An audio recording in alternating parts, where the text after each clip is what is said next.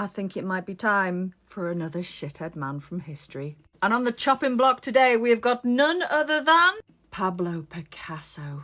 And I know what you're thinking, that is some low-hanging fruit, Kate. And you would be right, but I promise you, whatever you know or think you know about this man, it's worse. As with all the men featured in this series, Picasso's genius is hardly called into question here. He was, and remains, one of the most influential figures in the whole of art history. Not to mention one of the most expensive. His painting La Femme d'Alger sold in 2015 for $179.4 million. So you don't get many of them to the pound, do you? But what was he like to live with? Well, according to almost every source available on the subject, absolutely fucking diabolical. According to a 2001 memoir by his granddaughter Marina, Picasso needed blood to sign each of his paintings. He needed my father's, my brother's, my mother's, my grandmother's, and mine. He needed the blood of those who loved him. And as you might imagine, this story is going to get pretty dark. We're going to be covering themes of domestic abuse, sexual abuse, and suicide. And that's just a start.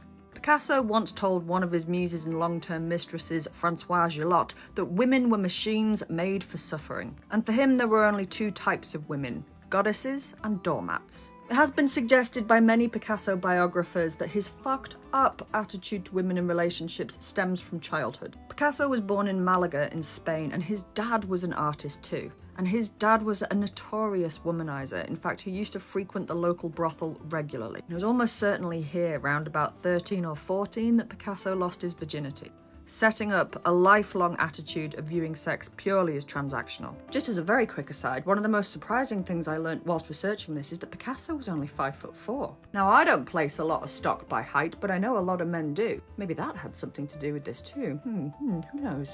His first big love is this woman, Fernande Olivia, who he meets in 1904. Things become very intense very quickly. He obsessively paints her, and they do stay together for about 7 years, during which time he is unfaithful constantly, all of the time. He's even unfaithful to the people he's being unfaithful with.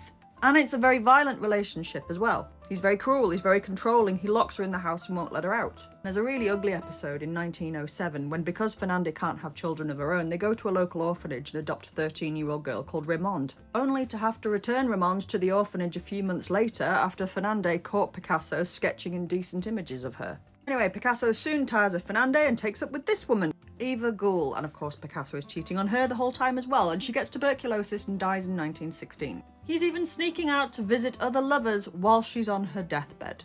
And after she dies, he consoles himself with a string of other lovers until he meets this person, Olga Koklova, who he actually persuades to marry him in 1918. The marriage is violent and controlling, and he's cheating the whole time. They do have a son together, Paolo. And as you might expect, her mental health starts to deteriorate. Oh, and he's having an affair with 17-year-old Marie Theresa. And he managed to keep this relationship secret until 1935, probably because it was illegal.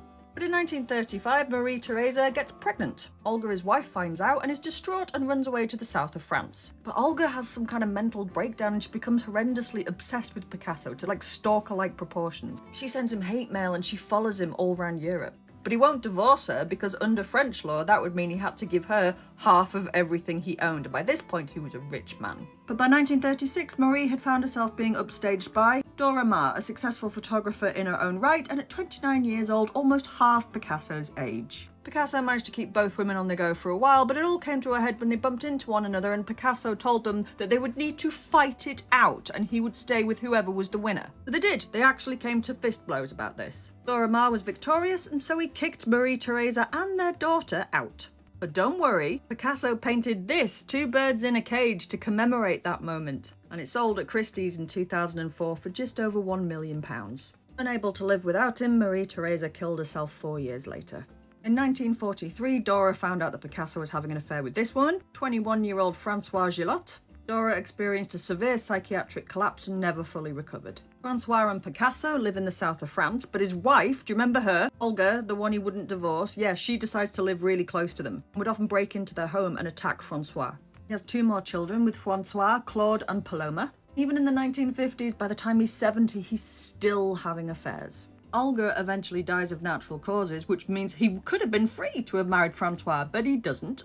They break up and Picasso decides he's going to use his considerable influence to try and sabotage her art career. He contacts art galleries and agents and basically blacklists her. All the while, he's shacked up with this woman, 26-year-old Jacqueline Roque. He did marry her in 1961, but he was constantly having affairs and constantly playing away, and it was a violent relationship. Picasso is getting frailer and frailer. Jacqueline starts to become more and more controlling and eventually keeps his family away from him. When Picasso died in 1973, Jacqueline wouldn't let his children and grandchildren attend the funeral. In response, Picasso's grandson, Pablito, killed himself, and his son, Paolo, sank into a terrible depression and eventually died of alcoholism. Jacqueline became severely mentally unwell after Picasso's death. For years after, she would lock herself in dark rooms and talk to photographs of him. Eventually, she killed herself as well. She shot herself with Picasso's gun. His granddaughter, Marina, said that he crushed women into his canvas, and once they were bled dry, he would dispose of them. His lover, Dora Maar, once told Picasso, "You might be an extraordinary artist, but morally speaking, you are worthless."